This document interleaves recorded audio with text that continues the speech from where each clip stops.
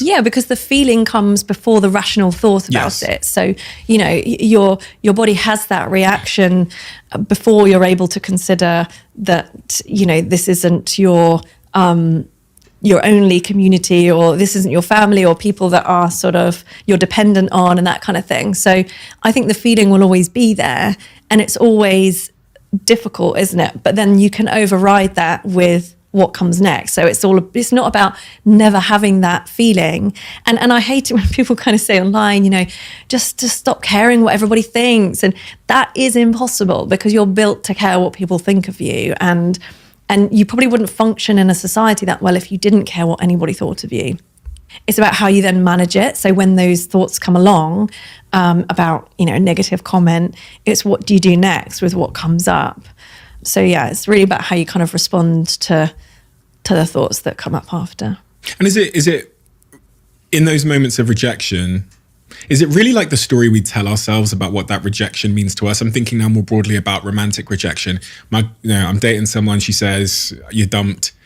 Like, the harm surely isn't in the separation. Surely, for me, it's always felt like, I got to the point where I realized that it was more Steve's subconscious brain is telling himself he's a scumbag and not beautiful and not smart because of this rejection. Is that really where the harm is done? Like that self-inflicted self-story? Yeah. So, rejection is difficult for everybody, isn't it? But certainly if rejection taps into what we call a kind of core belief. So if someone grew up with a core belief around being unlovable, for example, because maybe their parents were inconsistent in their care, for example.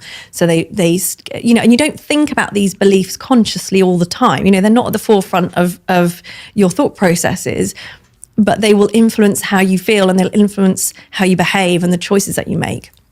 So what happens is when we have a core belief that is a sort of damaging one or detrimental one, we develop sort of rules for living around that help us to keep it at bay. So it might be, if I can just be the perfect business owner and the perfect boyfriend and the perfect dad, then no one will reject me and everything will be okay. And so you set yourself these rules for living that if at some point, inevitably, you break, or there's signs that you're not going to be able to keep up with them. And what that does is when there's signs that you're not going to keep up with those rules for living, it kind of triggers that core belief to come to the forefront. And that's when you get that rush of kind of psychological distress, because it's a distressing thing to believe about yourself. And so that's when it can cause people real problems, when that sort of damaging core belief is being triggered on a regular basis, for example, maybe because it's a turbulent relationship or whatever the situation is. And that's when you can work not only on the present stuff, but on the core beliefs and looking at how those are playing out in relationships.